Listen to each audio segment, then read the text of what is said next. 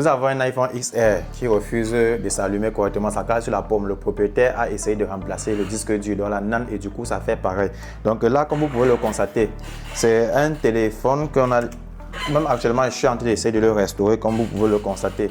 Là, je suis sur le logiciel 3U Tool. Nous avons l'erreur 44, vous voyez. Et du coup, le téléphone ne flash plus, l'écran est resté noir. Tout à l'heure, il y avait le logo. Le logo était là, on essaie de flasher et tout et autres.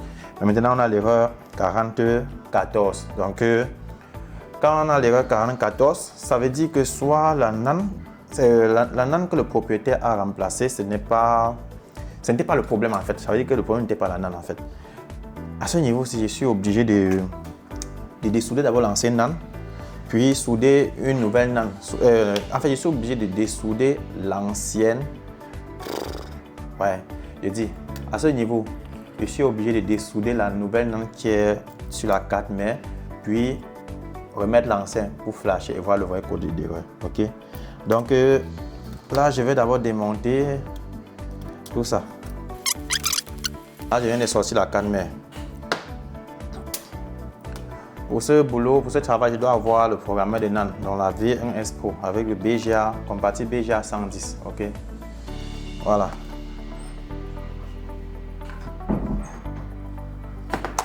Ok, je vais dessouder.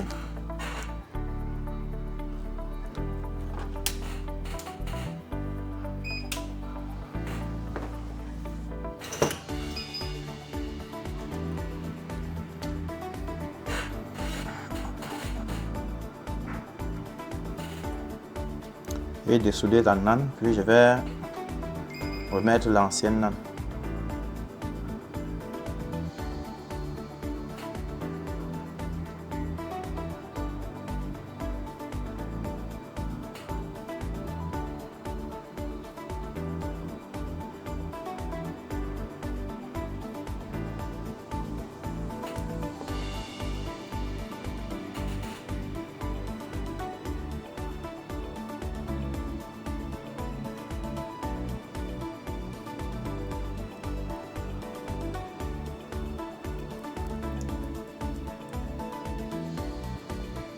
Ah, il y a même certaines lignes qui n'étaient même pas soudées. Hein.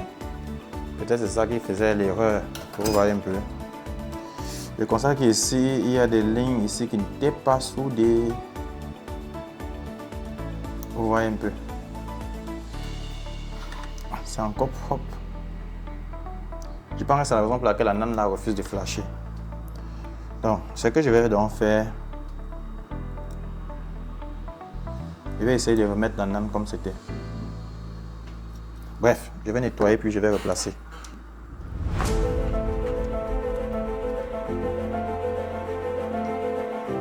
Attendez. Je comprends pourquoi ça refusait de flasher, ok? C'est qu'il y avait certains pins qui n'étaient pas soudés.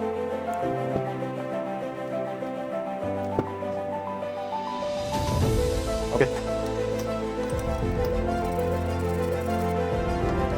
Quand on a certains pins de la NAND qui ne se soudent pas et que ce sont des lignes importantes, forcément le CPU risque n'est pas communiquer avec la NAND correctement. Donc c'est pour cela qu'on peut avoir les erreurs 44 ou les erreurs 43.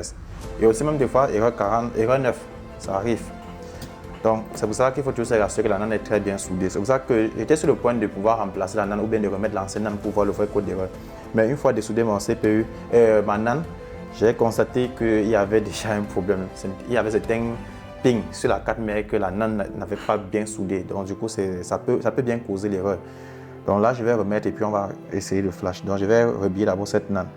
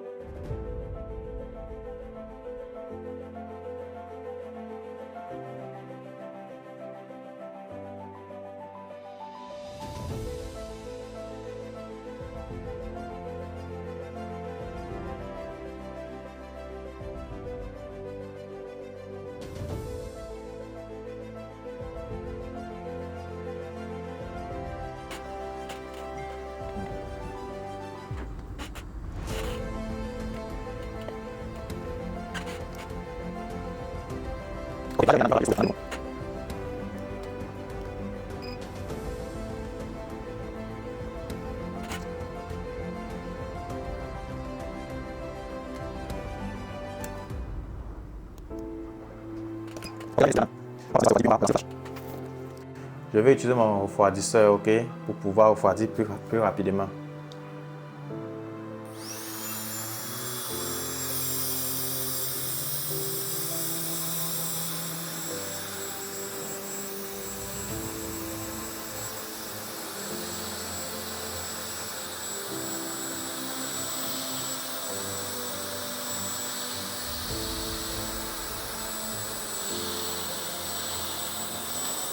Ok.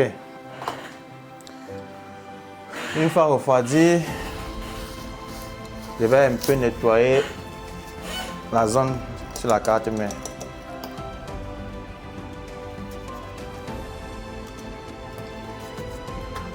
Vu que la carte mère est sale en ce moment.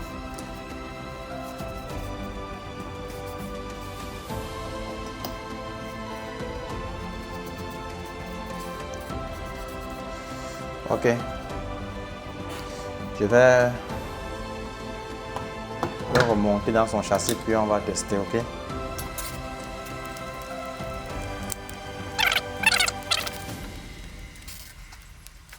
Maintenant, on va le connecter à l'ordinateur via notre câble. Attendez, je pars vers le logiciel 3 et tout. Ok. On va aller sur e-device. Ok, je connecte cette fois-ci comme ceci. Ok. Là, on vient de connecter. On est en DFU. Ok, cette fois-ci, on va aller sur Go Flash. Vous pouvez le faire avec iTunes, ça ne dérange pas, ok. C'est une nouvelle NAND. On va choisir Quick Flash Mode pour que ça formate tout. Bon, on peut lancer d'abord Easy Flash pour voir si ça passe. Si ça refuse de passer, on va aller en iTunes Flash pour lire le code d'erreur. Donc, je choisis le firmware vu que j'ai déjà téléchargé. J'ai choisi Quick Flash et je lance le flash comme ceci. Puis on patiente, ok. Donc, à partir de... Nous sommes encore à 11%, ok, 15%, ça veut dire qu'on a le logo qui va apparaître, regardez. Voilà l'Apple logo, ok. On va voir si ça va dépasser, ok, 18%. On a toujours le logo, 18%.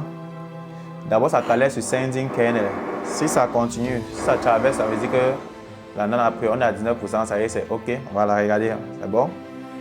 C'est-à-dire là, on a remplacé la NAND et voilà, on est déjà à 34%, ça passe normalement, ça ne cale plus à 18%.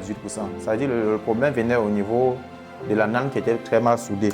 Donc les amis, vous devez faire beaucoup attention. Vous devez faire beaucoup attention quand vous essayez de remplacer les NAND. Des fois, vous remplacez la NAND, vous pensez que la NAND que vous avez remplacée est endommagée ou bien que ça ne fonctionne pas. Alors que pourtant, vous avez juste mal soudé.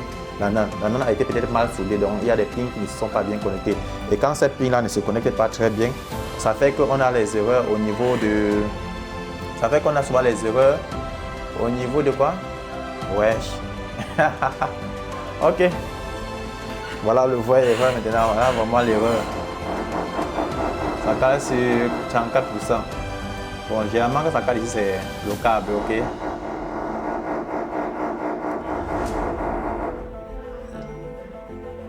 Là, je vais encore relancer pour me rassurer. Je déconnecte. Je déconnecte la batterie, je reconnecte, je relance. Je connecte encore.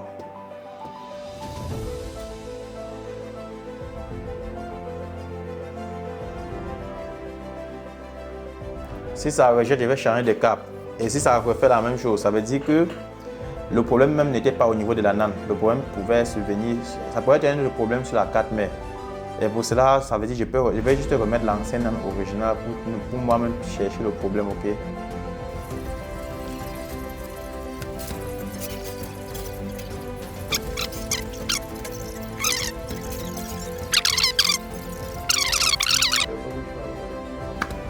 Alors les amis, comme vous pouvez le constater, le téléphone est en train d'être flashé. Et c'est dû à quoi? C'était le câble pour le moment qui posait problème. Vous avez constaté tout à l'heure, j'ai lancé, ça s'est arrêté à un niveau. C'est parce que le câble, donc des fois, il arrive des fois que les cordons la refusent de faire le boulot. Donc vous êtes obligé de changer le cordon, ok? Donc voilà le flash qui est déjà bien en cours. Ça a déjà traversé plusieurs étapes. Donc ici, ça a déjà traversé l'étape de la baseband, ici, pour tout ce qui concerne les réseaux. Ça a traversé tous les autres, les Veridian et autres. Je pense qu'ici, il a traversé Veridian. Puis ça a traversé Veridian au niveau de tout ce qui est capteur. Ça a traversé le Ghost Gouge. C'est presque tout, ok? Donc on attend seulement que ça finalise le flash. Donc maintenant, on attend juste que ça finalise. Voilà la barre de progression qui est déjà jusqu'à ce niveau-ci là. Donc, vous voyez comment c'est chic d'abord faire votre diagnostic, n'est-ce pas? Donc des fois quand vous avez l'erreur 4014, c'est pas forcément aussi... Bref, il faut toujours faire d'abord un diagnostic, dessouder la NAND. Vous observez au niveau des pattes. Il peut arriver qu'il y a les pattes qui ne sont pas bien soudées. Si c'est une NAND qu'on a déjà eu à remplacer. Donc, il peut aussi arriver des fois que tout est bien soudé, mais le travail n'est pas fait, mais le téléphone ne s'allume pas. À ce niveau, vous pouvez soupçonner que bon, peut-être c'est une NAND remplacée. Il faut l'ancienne NAND originale. Vous essayez de mettre l'ancienne NAND originale pour voir. À partir de l'ancienne NAND originale, vous pouvez trouver le vrai code d'erreur, parce qu'il peut arriver que le téléphone peut bloquer à un certain sur le logo, et du coup un technicien pas expérimenté pense que le problème vient de la NAND, alors que peut-être le problème peut venir au niveau du capteur, du haut-parleur, ou bien peut-être d'un connecteur qui est en short, et du coup ça bloque sur le logo, et directement il se précipite pour changer le disque dur. Or forcément c'est pas ça. Et à ce niveau-là, même si vous remplacez autant de disques durs, vous aurez toujours la même erreur, ok? Donc, c'est la raison pour laquelle c'est vraiment conseillé d'abord de faire votre diagnostic minutieusement. Ensuite, vous pouvez utiliser dans votre sixième sens pour décanter la situation. Donc, à ce niveau, ça traîne beaucoup. Après ça, on aura une fois le 100%.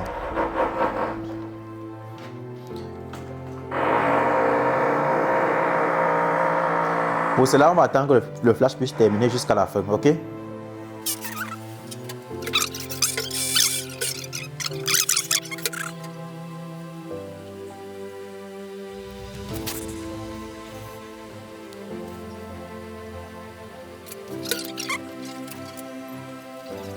Alors, ici, on a le flash qui a été fait avec succès.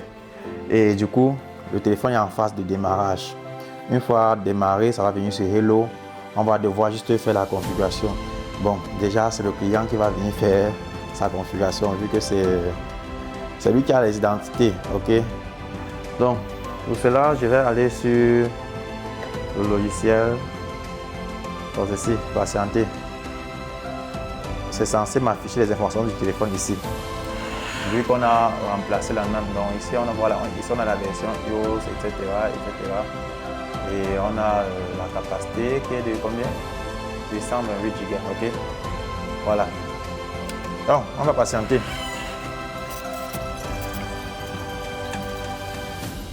Ok. Là, le téléphone est ok maintenant. Ça a été flashé correctement. Donc, l'utilisateur n'a qu'à entrer ces informations. Donc, vous voyez comment le travail a été fait sans toutefois changer la NAND. Donc, c'est pour ça qu'il faut comprendre comment fonctionnent les erreurs NAND, dans les codes d'erreur, comment ça se passe le diagnostic sur la NAND, les circuits NAND, tout et autres là. Donc, tout ça, je vais expliquer encore plus en détail dans ma formation en ligne. Préparez-vous. D'ici la fin de ce mois, il y aura la formation disponible pour vous. Ok les amis, on est ensemble.